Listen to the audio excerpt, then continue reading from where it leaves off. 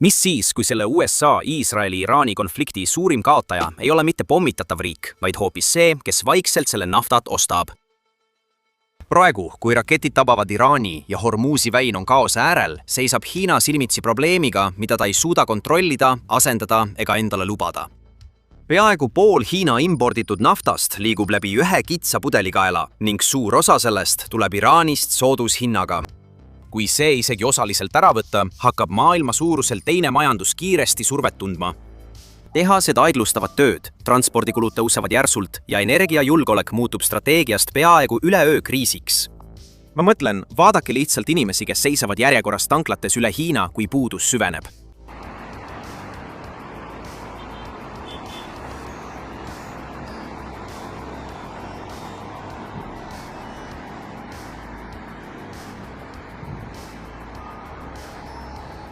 Ja siin on see ootamatu pööre, millest enamik inimesi aru ei saa. Küsimus ei ole ainult naftas, vaid mõjuvõimus.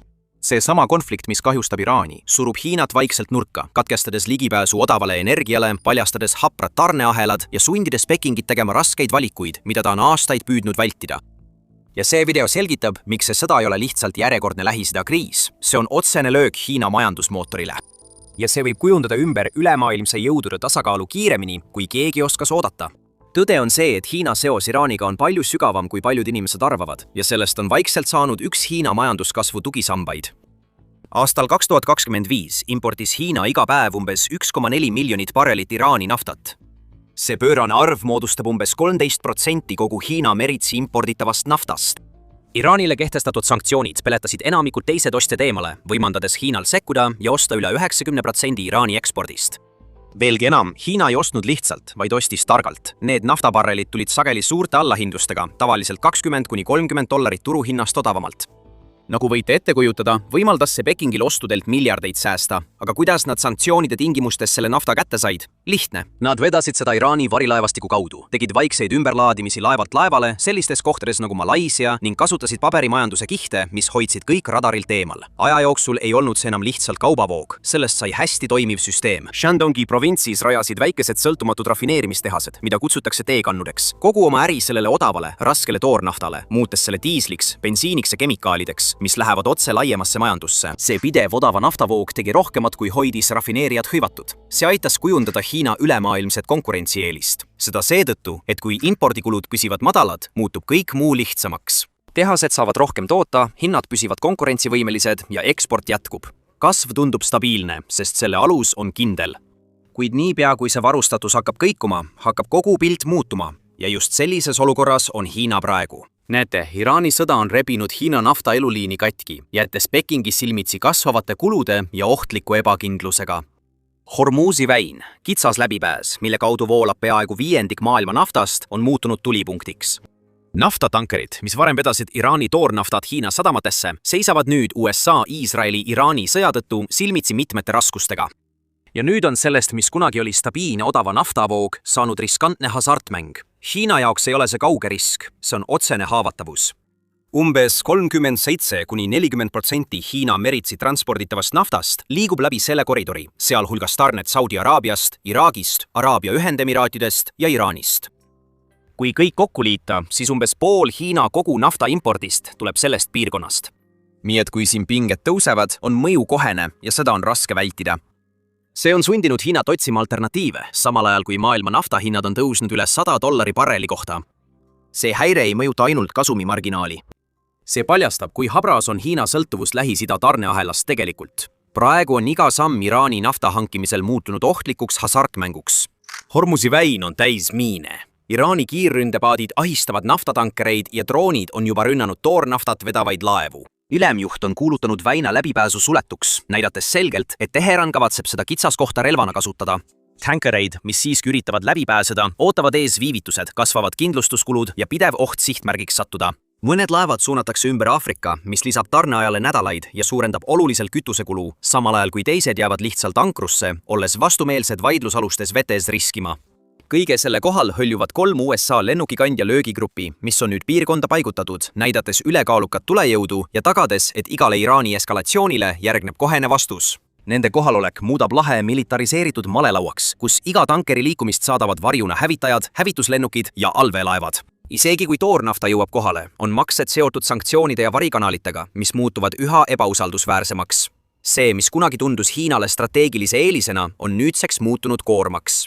Sõda ei ole ainult vähendanud varustust, vaid on purustanud ka süsteemi, mis seda võimaldas, muutes iga Iraani naftabarreli kulukaks ja kõrgete panustega mänguks, mida mängitakse miinide, raketirünnakute ja 3 Ameerika lennukikandjarühma valvsa pilgu all. Nüüd seisavad needsamad NND kannu rafineerimistehased silmitsi karmide reaalsustega. Ilma oma tavapärase varustuseta pole teiste naftatüüpide kasutusele võtmine lihtne ega odav ning kulud võivad tõusta peaaegu kohe. Just siin muutub probleem eriti teravaks. Asi pole ainult selles, et kaotatakse nafta, vaid selles, et kaotatakse kõige odavam nafta. Kui need allahinnatud naftabarrelid kaovad, hakkavad kulud kogu süsteemis tõusma. Rafineerimistehased, mis on ehitatud väikeste marginaalidega töötamiseks, leiavad end äkitselt surve all. Mõned võivad tootmist vähendada, teised võivad surve jätkudes täielikult sulgeda. See lainetus levib kiiresti reaalmajandusse, eriti tööstuspiirkondadesse, kus miljonid töökohad sõltuvad stabiilsest tootmisest. Kuid lugu ei piirdu ainult naftaga. Sama kitsas väin kannab ka veeldatud maagaasi ehk LNG-d ning Hiina sõltub sellest tugevalt. Tegelikult on Hiina maailmas suurim LNG importija, kusjuures väike osa tuleb Katarist. Kõik need saadetised peavad läbima sama kitsaskohta, mis on juba ohus. Erinevalt naftast on gaasiturud palju vähem paindlikud. Sa ei saa suuri koguseid lihtsalt ümber suunata ning varud on piiratud. See tähendab, et igasugune häire mõjub kiiresti, ajab hinnad lakke ja levib peaaegu kohe kogu süsteemis. Ja kui gaasiga läheb kitsaks, kandub surve otse elektrile. Kui hinnad tõusevad või varud vähenevad, muutub elekter kallimaks ja vähem usaldusväärseks. Tehased ei pea silmitsi seisma ainult kõrgemate kuludega. Neil on ka piirangud, kui palju nad saavad toota. Mõned riskivad isegi täielikult sulgemisega. Kui elektrit napib, peavad valitsused tegema valikuid. Kodud ja linnad saavad eelisõiguse, mis tähendab sageli, et esmalt peab löögi vastu võtma rasktööstus. Terased tehased, keemiatehased ja ekspordikeskused on tavaliselt esimesed, kes peavad tootmist vähendama. Äkitselt ei tõsta hindu enam ainult nafta. Gaasi kättesaadavus on ebakindel, elekter on piiratud ja kogu energiasüsteem muutub korraga pingelisemaks. Hiina pole neid riske eiranud. Ta on aastaid püüdnud energiaallikaid mitmekesistada. Vene ja Kasahstani torujuhtmed tagavad pideva maismaa transpordi ning kodumaine tootmine annab lisatuge. Pikaajalised investeeringud elektrisõidukitesse ja taastuvenergiasse vähendavad aeglaselt nõudlust teatud valdkondades. Need meetmed aitavad, kuid nad ei suuda asendada meritsi saabuvat, vähemalt mitte kiiresti. Isegi praegu on meritsi transporditav Lähis-Ida nafta endiselt oluline osa kogu süsteemist. Mitmekesistamine leevendab lööki, kuid ei suuda lünka üleöö täita. Seetõttu ongi Hormuzi väin endiselt kõige suurem nõrk koht. Igasugune häire seal ei tõsta ainult kulusid, see annab mõjuvõimus sellele, kes kontrollib voogu. Alternatiivide otsingul on Hiina toetunud Venemaale. Viimasel ajal on Hiina ostjad suurendanud Vene toornafta ostmist rekordtasemeni. Torujuhtmed pakuvad suuremat stabiilsust ja vähendavad mõningaid riske, kuid sellel lahendusel on ka oma puudused. Suur osa Vene naftast on kergem kui raske Iraani toornafta, mille töötlemiseks paljud rafineerimistehased on ehitatud. Vajalikud on kohandused ning need muudatused tähendavad sageli madalamat tõhusust ja suuremaid kulusid. Samal ajal kasvab konkurents. India ja mõned Euroopa piirkonnad jahivad samu naftabarreleid, kuna Lähis-Ida tarned muutuvad üha ebakindlamaks, mis tõstab hindu veelgi ning Venemaa teab täpselt, kui palju Hiina temast sõltub. Mida sõltuvamaks Peking muutub, seda rohkem on Moskval mõjuvõimu. See mõju võib avalduda hindades, lepingutingimustes või isegi laiemates poliitilistes ootustes. Vene nafta aitab seda puudujääki osaliselt täita, kuid sellega kaasnevad omad tingimused. Lõppkokkuvõttes ostab see Hiinale aega, kuid ei lahenda põhiprobleemi. Kui sulle meeldib vaadata, kuidas Hiina jääb aeglaselt nurka surutuks, justkui mängiks geopoliitilist jengat ilma varublokkideta, siis vajuta kindlasti meeldib nuppu ja telli kanal, et sa ei magaks maha järgmist korda, kui keegi kogu mängu pea peale pöörab. Tõsiselt, vajuta telli, see on tasuta. Erinevalt Hiina naftast praegu. Igatahes, kui olukord jääb selliseks, võib USA leida end mõjukal positsioonil, omades mõjuvõimu Hiina energiavarustuse üle. Tegelikult saab USA survestada kogu energiavarustussüsteemi seni, kuni Peking on purustatud ja ta on juba sellega alustanud. Kui USA tahab kruvisid veelgi rohkem pingutada, ei toetuda ainult blokaadile. USA on juba astunud samme, et kaitsta oma liitlasi tagajärgede eest, jättes samal ajal Hiina kaitseta. Washington lõi $20 miljardi suuruse edasikindlustusprogrammi Development Finance Corporationi kaudu. Lihtsalt öeldes on see rahaline tagatis neile laevadele, mis kvalifitseeruvad. Kui tanker veab naftat sõbralikku riiki, vähendab programm selle riski, muudab kindlustuse taskukohaseks ja hoiab kauba liikumises. See tähendab, et partnerid saavad oma energiavarustust jätkata isegi siis, kui Hormuzi väin tundub ohtlik. Hiina aga jääb sellest turvavõrgust välja. Nende tankerid ei saa seda kaitset, seega jäävad nad nii kõrgemate kulude kui ka katkestuste ohtu. Ja Peking ei saa lihtsalt üleöö omaenda süsteemi luua. Ülemaailmse edasikindlustusvõrgu loomine võtab aastaid, mitte kuid, ja mereväe kasutuselevõtt, mis suudaks kaitsta iga tankerit, on veelgi raskem.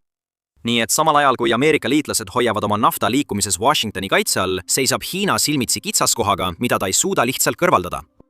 Blokaad püsib, surve kasvab ja selle lahendamine pole sugugi lihtne. See, mida USA praegu Hormuzi väinas teeb, peegeldab seda samasugust käiku, mille Hiina tegi, kui ta muutis haruldased muldmetallid relvaks. Tollal kasutas Peking oma peaaegu monopoolset positsiooni nende metallide üle, et meenutada Washingtonile. Arenenud kaitsesüsteemid ja kõrgtehnoloogilised tööstused sõltuvad tarneahelatest, mida Hiina kontrollib. Vairates eksporti sunnib Hiina USA'd oma haavatavusega silmitsi seisma ja ümber hindama, kui kaugele võib vaidlustes minna. See oli kalkuleeritud jõudemonstratsioon, mis muutis maavarad mõjuvahendiks. Täna mängivad USA'd sama mängu, kuid energiamarsruutidega. Sekkudes massiivse edasikindlustusprogrammiga hoiab Washington nafta voolamas liitlastele, jättes Hiina kõrgemate kulude ja suurema riski alla. Sõnum on selge. Ameerika suudab oma sõpru kaitsta, kuid Hiina on oma pead ja erinevalt haruldastest muldmetallidest, mis on aeglaselt mõjuv survepunkt, on nafta Hormuzi kaudu kohene. See tabab Hiina rafineerijaid kohe, tõstes hindu ja piirates pakkumist. USA'l ei ole vaja ressurssi ennast kontrollida, piisab vaid läbipääsu kontrollimisest. Mõlemad strateegiad seisivad kitsaskohtade muutmises läbirääkimiste trumbiks.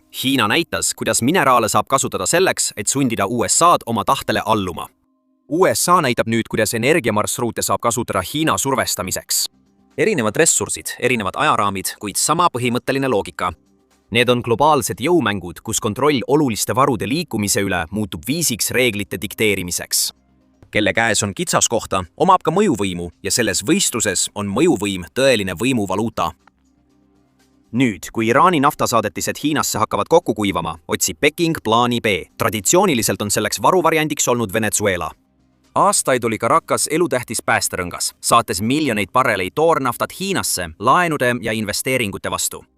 Oma tipul importis Hiina Venezuelast peaaegu 300 000 barrelit päevas, esitledes seda suhet pikaajalise strateegilise partnerlusena. Kuid see puhver kadus, kui Washington karmistas oma kontrolli Venezuela üle, arreteeris Nicolas Maduro ja kukutas tema režiimi. Ja nüüd suutis USA sanktsioonide, võlgade restruktureerimise ja otsese surve kombinatsiooniga õõnestada Venezuela naftasektorit. See on muutnud selle, mis kunagi oli Hiina jaoks usaldusväärne odava toornaftaallikas, äkitselt kättesaamatuks. See muutus on olnud Pekingile valus pettumus. Venezuela ei olnud lihtsalt järjekordne tarnija. See oli kaitse ebastabiilsuse vastu Lähis-Idas. Kui olukord Pärsia lahes muutus ebakindlaks, aitasid need Venezuela naftabarrelid riski tasakaalustada. Selle kaitse kaotamine paljastab Hiina energiastrateegia haavatavused ning ajastus ei saaks olla halvem. Kui Iraani naftavood on jätkuvate blokaadide tõttu lämbumas, avastab Hiina, et ta ei saa puudujäägi katteks Venezuela poole pöörduda. Selle asemel seisab ta silmitsi kõrgemate hindade ja üha piiratumate valikutega. See on sundinud Hiinat rohkem Venemaale toetuma või otsima tehinguid piirkondades, kus Washingtoni mõju on väiksem. Kahjuks ei suuda kumbki neist alternatiividest pakkuda sellist ulatust ega usaldusväärsust, nagu Venezuela kunagi suutis. Suurem pilt muutub üha selgemaks. Kui Iraan on blokeeritud ja Venezuela tõmmatud Ameerika mõjusfääri, siis Hiina energiamajandus kahaneb kiiresti. Varem mitmekesine tarneahel on nüüd täis kitsaskohti. Pekingi varuplaanid halvenevad ning Washington on sellest muutusest hästi teadlik. Jättes Hiina Venezuelast ilma ja piirates samal ajal Iraani eksporti, on USA Hiina sisuliselt nurka surunud, jättes selle haavatavaks survele mõlemalt poolt. See olukord ei puuduta ainult naftat, vaid ka mõjuvõimu ülemaailmses jõumängus. Venezuela kaotamine tähendab, et Hiina on kaotanud ühe oma tähtsamatest strateegilistest kaartidest. Hiina probleemid Iraani naftaga ei seisne ainult varustuses. Need kahjustavad otseselt Pekingi laiemat ambitsiooni kujundada ümber viisi, kuidas energiaga kogu maailmas kaubeldakse. Aastakümneid on nafta hind olnud dollarites, mis annab Washingtonile tohutu mõjuvõimu. Peking on püüdnud seda domineerimist murendada, suurendades juaanides tehtavate tehingute hulka. Iraan oli selle eksperimendi keskmes. Sanktsioonid sundisid Teheraani alternatiive otsima ja see muutis Iraani üheks vähestest suurtootjatest, kes oli valmis juaanides makseid vastu võtma. Iga Iraani toornafta soodushinnaga saadetis Hiinasse polnud lihtsalt kütus majandusele. See oli väike, kuid teadlik samm uue süsteemi loomise suunas, kus dollar pole kuningas. Konflikt muudab seda võrrandit. Kui sõda või ebastabiilsus tabab, liiguvad turud instinktiivselt tagasi selle poole, mis tundub turvaline, ja nafta puhul tähendab see endiselt dollarit. Kauplejad ja tootjad tahavad stabiilsust ning dollar pakub seda. See dünaamika pidurdab Hiina püüdlusi paralleelse süsteemi poole. Selle asemel, et edu saavutada, leiab Peking end ummikust, vaadates, kuidas kriis tugevdab just seda finantsstruktuuri, millest ta on puksüüdnud põgeneda. Hormuzi väina blokaad ei takista ainult naftatünnide liikumist, vaid õõnestab ka Hiina katset ümber kirjutada ülemaailmse kaubanduse reegleid. Ja nüüd, kui Iraani nafta hakkab kaduma, hakkab surve kodumaal ilmnema ja see ilmneb kiiresti. Kuidas me peaksime sellega toime tulema? Sa ei saa isegi järjekorda minna, et tankida. Vaata, kui palju inimesi siin on. Seal on 2 järjekorda.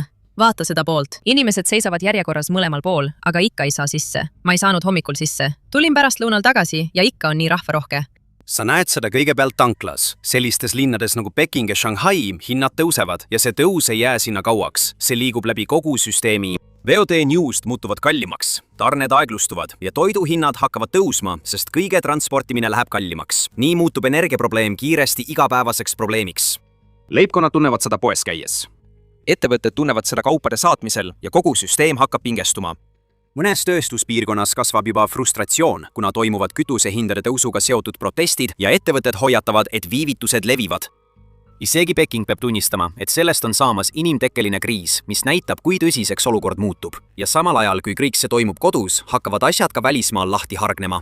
Iraan ei olnud Hiina jaoks kunagi lihtsalt üks naftatarnija. Ta pidi olema võtmetegija suuremas plaanis, eriti vöö ja tee algatuse raames Lähis-Idas. Hiina investeeris tugevalt infrastruktuuri, sadamatesse ja tööstusprojektidesse, eeldades, et odav nafta ja kindel juurdepääs kindlustavad nende positsiooni piirkonnas. Mõnda aega tundus see strateegia kindel. Sanktsioonid tõid Iraani Hiinale lähemale ja see andis Pekingile rohkem võimalusi katsetada uusi süsteeme nagu juaanipõhine naftakaubandus. Aga nüüd, kui konflikt Iraani segab, aeglustuvad need plaanid. Projektid takerduvad, torujuhtmed jäävad lõpetamata ja sadamate laiendused kaotavad hoogu. See, mis kunagi tundus tugeva partnerlusena, hakkab nüüd tunduma ebakindlana. Kui kõik kokku panna, muutub muster üsna selgeks. Hiina on mõlemalt poolt surve all. Kodumaal tõusevad kulud ja tarneahelad aeglustuvad. Välismaal nõrgeneb üks tema võtmetähtsusega partnerlustest kõige halvemal ajal. Selle asemel, et edasi liikuda ja oma mõjuvõimu laiendada, on Hiina nüüd sunnitud mõlemal rindel korraga probleeme lahendama. Ja just siin tekibki tõeline surve. See pole enam ainult nafta küsimus. Küsimus on ka selles, kas suudetakse hoogu säilitada. Hiina lõi selle süsteemi, et kaitsta oma kasvu ja saada rohkem kontrolli oma tuleviku üle. Nüüd on see süsteem surve all ning mida kauem see kestab, seda vähem on tal võimalusi seda parandada. Kui olukord niimoodi käest ära läheb, siis miks Hiina lihtsalt ei sekku ega rahusta olukorda maha? Pealtnäha tundub, et ta peaks seda tegema. Hiina vajab Iraani nii nafta kui ka selle asukoha tõttu ning vastukaaluna lääne mõjule. Kuid kui natuke lähemalt vaadata, ilmnevad piirangud kiiresti. Avalikult sekkumine tooks kaasa otsese konflikti riskiga Ameerika Ühendriikidega ning see ei ole risk, mida Peking oleks valmis võtma. Hiina majandus on seotud ülemaailmse kaubandusega, seega kõik, mis neid sidemeid ohustab, toob kaasa tõsiseid tagajärgi. Lisaks sellele on Hiina sõjaline kohalolek Pärsia lahes endiselt väike, võrreldes seal juba olevate jõududega. Hiina tugevus tuleneb rahast, mitte tulejõust. Ta saab investeerida, laenata ja osta, kuid tal ei ole lihtne kontrollida, mis toimub konfliktitsoonis. Ja see viib otse järgmise probleemini. Hiina ei tegele mitte ainult Iraaniga, vaid sõltub tugevalt ka teistest Pärsia lahe tarnijatest, nagu Saudi Araabia ja Araabia Ühendemiraadid. Kui ta kaldub liiga palju Iraani poole, riskib ta nende suhete rikkumisega ja seab veelgi suurema osa oma naftavarustusest ohtu. Nii et sekkumise asemel peab Hiina hoolikalt tasakaalu hoidma. See jälgib olukorda, teeb väikseid kohandusi, kuid väldib kõiki samme, mis võiksid olukorda halvendada. Kui Hiina hoiab end tarasi, hakkavad teised oma positsiooni tugevdama. Saudi Araabia ja Araabia Ühendemiraadid leiavad end äkitselt tugevamast positsioonist.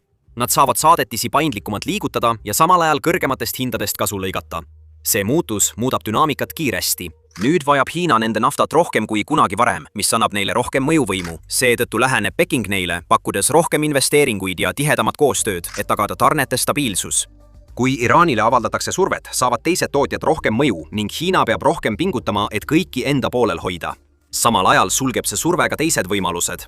Mõned inimesed arvavad, et selline kriis võib hajutada ülemaailmset tähelepanu ja anda Hiinale võimaluse tegutseda mujal, võib-olla isegi Taiwani ümbruses. Kuid kui jälgida seda survet kodumaale tagasi, siis see mõte ei pea paika. Kui energia muutub ebakindlaks ja kalliks, muutub stabiilsus peamiseks prioriteediks. Suured riskid välismaal muudavad olukorra ainult hullemaks, eriti kui see toob kaasa veelgi suurema surve varustusele. Nii satubki Hiina keerulisse olukorda. Kriis mõjutab seda tugevalt, kuid seda ei ole lihtne lahendada. Kui aga samm tagasi astuda, hakkab kujunema suurem pilt. Majandusliku ja sõjalise jõu vahel on lõhe. Sellised hetked muudavad selle lõhe väga selgeks. Seda on näha selles, kuidas mõjuvõim toimib, kui olukord muutub tõsiseks. Hiina on rajanud oma ülemaailmse mõju kaubanduse, laenude ja infrastruktuuri kaudu. See toimib hästi, kui maailm on stabiilne, kuid kui puhkeb konflikt, astub mängu teistsugune jõud. Ameerika Ühendriigid suudavad endiselt mõjutada tulemusi oma mereväe, liitlaste ja kontrolliga oluliste finantssüsteemide üle. Riigid panevad tähele, kes suudab kaitsta tarnekanaleid ja kes suudab tegutseda siis, kui see tõesti loeb. Majandussidemed loovad suhteid, kuid sellistel hetkedel kaalub kõva jõud sageli rohkem ning inimesed jälgivad seda. Kogu arengumaailmas pööravad riigid sellele suurt tähelepanu. Paljud on panustanud kaubanduslepingutesse ja investeerimispartnerlustesse, kuid nüüd nähakse nende piire. Julgeolek on endiselt oluline ja mitte iga partner ei suuda seda pakkuda. Hiina tegutseb ettevaatlikult, kaaludes iga sammu hoolikalt, samal ajal kui teised on valmis kiiremini tegutsema. Aja jooksul hakkab see erinevus mõjutama, kuidas riigid mõtlevad sellele, kellega nad liituvad. Ja siin hakkab pikaajaline surve kasvama. Hiina vajab stabiilset ja taskukohast energiat, et jätkata kasvu, kuid selle tagamine ilma suuremaid probleeme tekitamata muutub järjest raskemaks. Kui Hiina jääb ettevaatlikuks, jäävad kulud kõrgeks ja surve kasvab aeglaselt. Kui ta surub tugevamalt, on oht eskalatsiooniks, mis võib olukorda kiiresti halvendada. Mõlemal juhul pole lihtsat teed. Kõrged energiahinnad survestavad tööstusi ja aeglustavad majanduskasvu. Investeeringud sellistesse kohtadesse nagu Iraan muutuvad ebastabiilsuse levikuga riskantsemaks. Tarnekanalid jäävad haavatavaks ja konkurents ressursside pärast muutub karmimaks. Isegi kui olukord rahuneb, ei pruugi süsteem enam endiseks muutuda ja kui konflikt venib, kasvab surve ainult edasi. See ongi tegelik probleem, see ei ole lühiajaline mure. See on proovikivi, kui tugev Hiina süsteem tegelikult surve all on. Energia, tarneahelad, geopoliitika, kõik need pingestuvad samal ajal. Ja praegu ei ole lihtsat väljapääsu. Lõppkokkuvõttes on sõda Iraanis Hiina jaoks väga halb uudis, sest see lööb igale Pekingi strateegia tasandile, nii sisemiselt, rahvusvaheliselt kui ka strateegiliselt. Peking on nüüd nurka surutud, valikuvõimalusi napib ja ta seisab silmitsi maailmaga, kus Washingtoni käes on mõjuhoovad. See ei ole lihtsalt energiakriis. See on geopoliitiline tagasilöök, mis kallutab jõudude tasakaalu Hiina kahjuks just sel hetkel, kui ta lootis mängureegleid ümber kujundada. Kui see video pani sind just mõistma, et Hormuzi väin on sisuliselt maailma kõige kallim ummik Hiina jaoks, siis pane like. Telli kanal, et saada rohkem analüüse. Pane ka teavitused sisse, et sind ei tabaks kunagi üllatusena, kui järgmine kitsaskoht õhku lendab. Aitäh vaatamast ja ole valvas!